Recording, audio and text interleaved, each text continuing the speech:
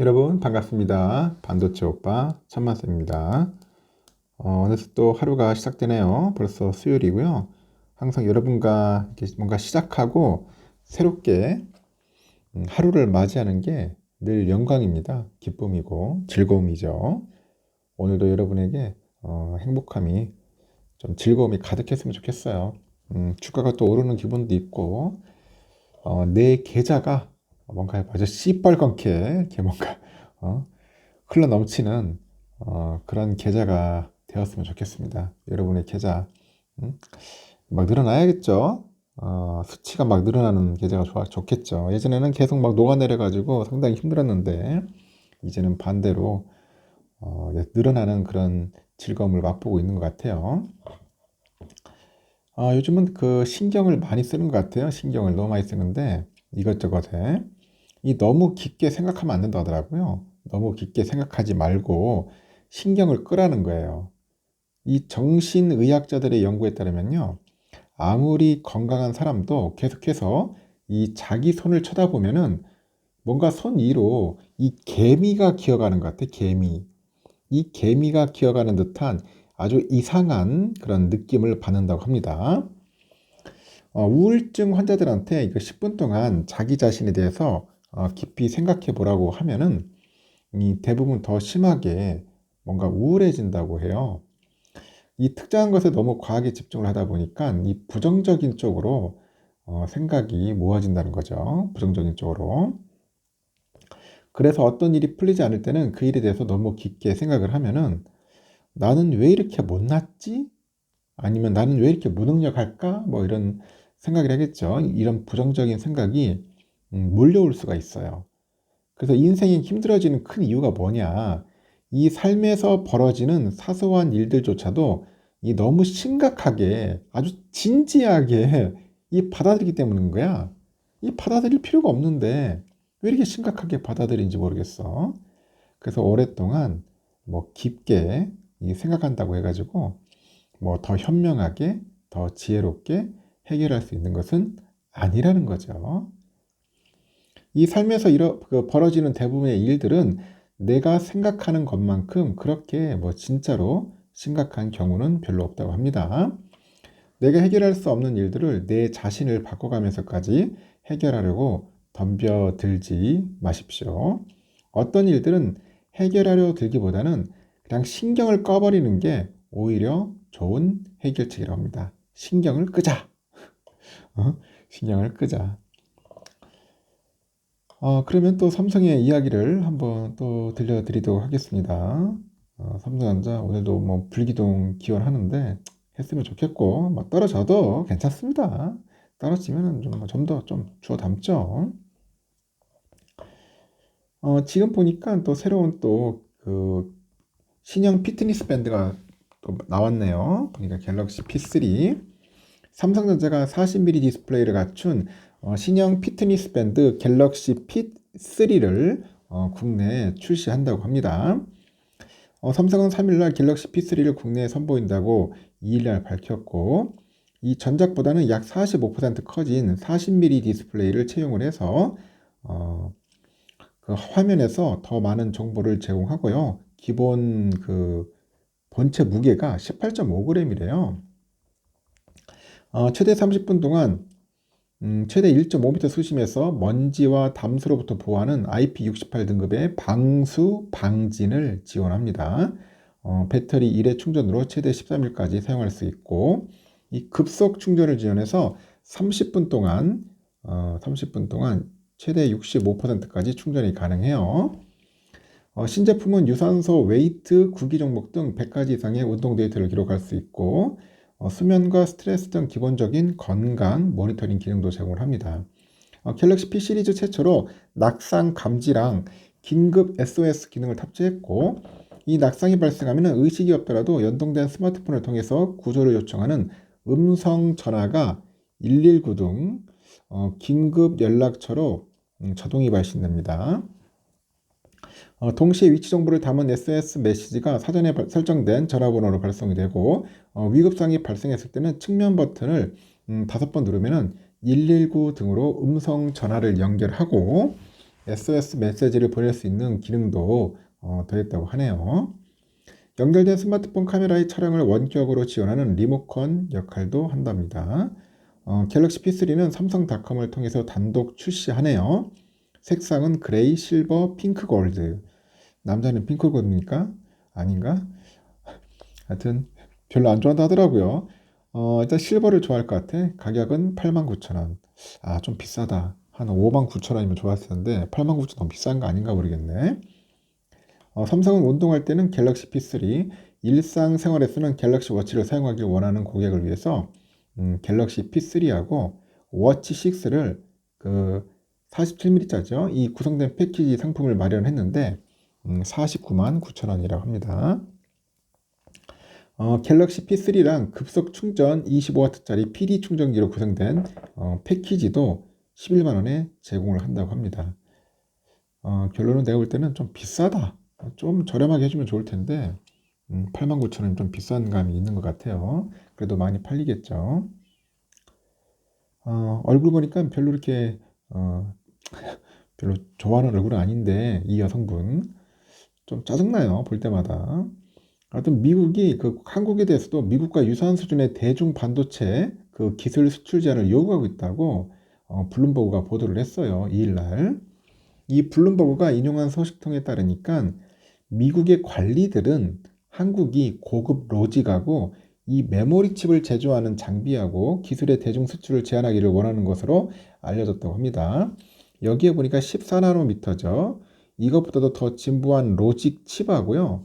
18나노미터 이상의 D램이라고 불리는 메모리 유형이 포함이 되는데 이는 미국 상무부가 2022년에 발표한 대중 수출 규제 대상 기술과 일치한다 합니다.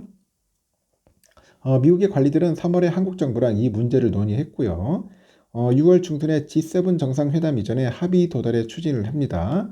그런데 중국은 한국의 최대 무역 파트너이고 중국은 손쉽게 보복 조치에 나설 수 있어요. 미국 측 그런 요구를 한국 정부가 쉽게 수용하기는 좀 어려워 보인다. 그런 이야기를 하는 거죠. 좀 어렵다. 미국 관리들은요, 그 3월에 한국 정부랑 이 문제를 논의했고, 6월 중순에 G7 정상회담 이전에 합의 도달에 추진을 하고 있습니다. 추진을 하고 있고요. 중국은 한국의 최대 무역 파트너인데, 중국은 손쉽게 보복 조치에 나설 수 있어서 미국 측 요구를 한국 정부가 쉽게 수용하기는 어려워 보이죠. 이렇게 미국이 한국에 요청한 내용은 이전까지 구체적으로 밝혀지진 않았는데, 미국은 동맹국들이 중국 기업에 대해서 반도체 그 장비 서비스를 제한하고 예비 부품하고 반도체 소재 등 한국 물질의 화학 물질의 그 대중 수출을 제한하라는 기존의 요구에 새로운 대중 수출 규제 요구가 추가된 겁니다. 바이든 행정부는 이미 일본과 네덜란드가 포함된 대중 반도체 수출 규제 그 관련 협정을 독일하고 한국으로 이제 확대하기 위해서 압력을 가했습니다. 한국은 반도체 생산과 칩 제조 장비용 예비 부품 공급 분야에서 선도적인 역할을 하죠. 독일은 지난해 중국에 대한 반도체 그 관련해서 화학 제품 수출을 제한할지 여부를 검토했는데 그 슐츠 총리가 아직 이 문제에 대한 입장을 표명하지 않았습니다. 일부 소식통에 따르니까 미국 관리들이 한국의 카운터파트에게 그 다자그룹 가입을 요청한 후 한미 양국은 2월부터 구조화된 대화를 시작하는 거죠.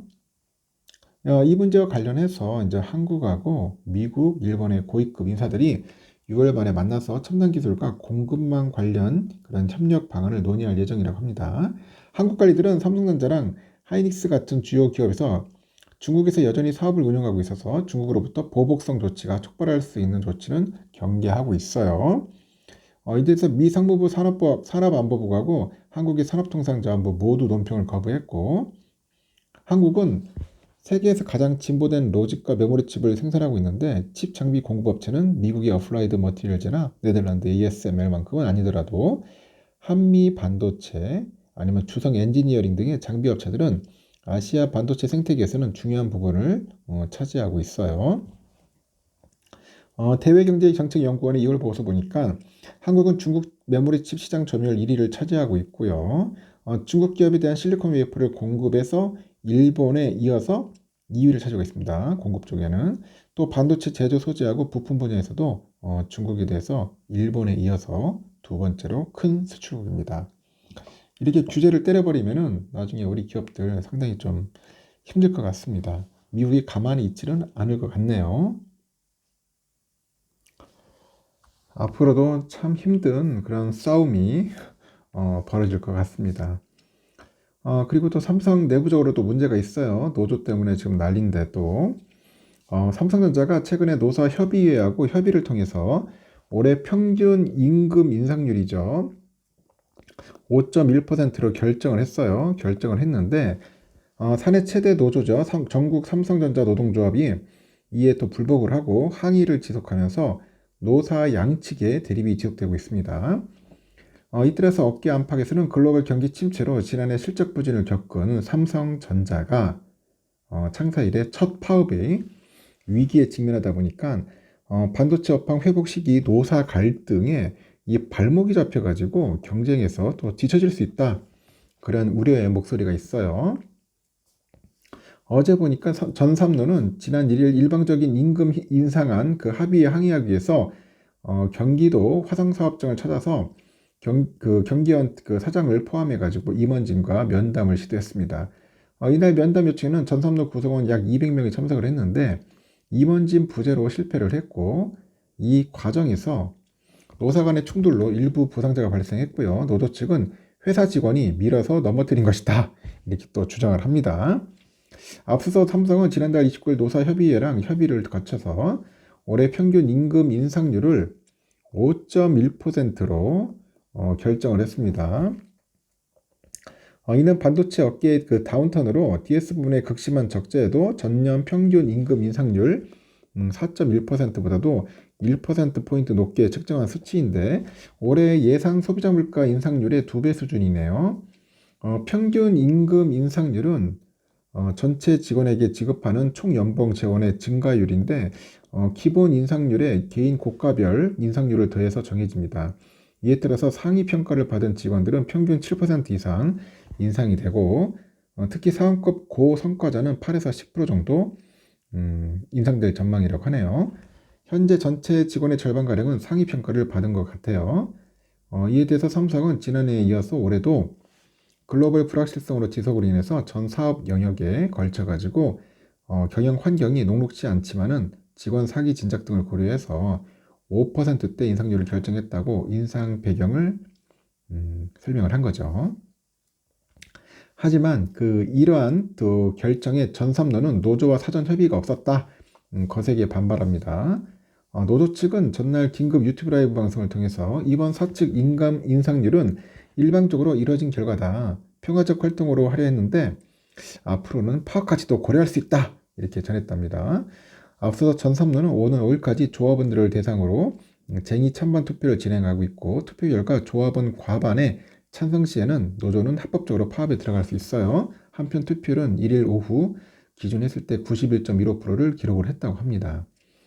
전삼로가 노사협의회 임금 협상에 관해서 불만을 제기한 것은 이번이 두 번째네요. 22년에도 회사가 노사협의회랑 불법 임금 협상을 하고 있었고 이 고용노동부에 고발하는 등 아주 지속적으로 노사협의회 결정에 불만을 드러낸 바가 있어요. 이에 대해서 회사 측은 노사협의회 결정은 문제가 없다 이런 입장이라는데 이 근로자 참여하고 협력 증진에 관한 법률에 따르니까 회사의 그 전체 직원 과반으로 구성된 노조가 없을 경우 노사협의회를 통해서 임금 조정에 대한 협의를 할 수 있도록 규정하네요. 전삼로는 삼성전자 내 그 최대 노조인데 교섭 대표권을 가지고 있고 하여튼 대표를 가지고 있어요. 그렇지만 가입자 수는 24,066명, 전체 직원이 약 20%입니다. 그래서 앞서서 고용노동부는 노조가 없거나 소수 노조일 경우에는 비조합원의 근로조건에 대해서는 비조합원의 의견을 수렴해 결정하는 것이 근로자 보호처에서 위법하지는 않다. 행정 그런 해석을 내놓은 바 있어요. 이에 따라서 22년에 전삼로가 삼성전자를 고발했을 때도 무혐의로 사안을 종결을 했죠. 한편 전삼로는 지난 18일 교섭 결렬 선언 후 6.5% 임금 인상률, 유급휴가 1일 추가 등을 요구해가지고 사업장별 순회 투쟁 중입니다. 노조 측은 쟁의 찬반 투표 마감일까지 항의 방문을 계속하면서 자신들의 뜻을 전하겠다는 거죠. 이처럼 노사 갈등이 확대되면서 업계 일각에서는 파업 리스크가 현실화되는 거 아니냐 그런 우려가 제기되는데, 앞서서 삼성은 지난 1969년 창립 이래 지난 55년간 노조 파업이 발생한 적이 없어요. 노조는 지난 22년과 지난해도 쟁의권을 확보했는데 실제 파업에 나서진 않았고, 하지만 이재용 회장이 지난 20년 무노조 경영 폐기 선언 이후 노조 활동이 활발해지고 있고요. 특히 성과급에 대한 불만으로 이 조합원 수가 급증하다 보니까 전섬 내 조합원 수가 창립 5년 만에 벌써 2만 명을 돌파했다는 겁니다. 이에 대해서 한종희 부회장이 당사는 언제나 대화의 창을 열어두고 성실하게 소통에 임해서 노조가 파업에 이르지 않도록 노력할 거라고 합니다.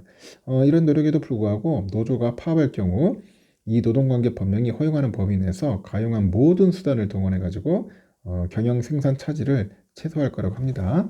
하여튼 노조 문제 잘 해결됐으면 좋겠습니다. 하여튼 우리나라는 노조 문제 때문에 기업들이 상당히 좀 힘들 거예요. 서로 힘들지, 서로 힘들어. 경영하는 사람도 힘들고, 노조도 힘들고. 이게 뭔가 서로 간에 이 상생을 해야 한다는 그런 마인드가 필요한데, 서로 각자 좀 부족한 게 아닌가 하는 생각이 드는 것 같습니다. 잘 해결됐으면 좋겠습니다. 여기까지 하고, 좋은 하루 보내시기 바래요.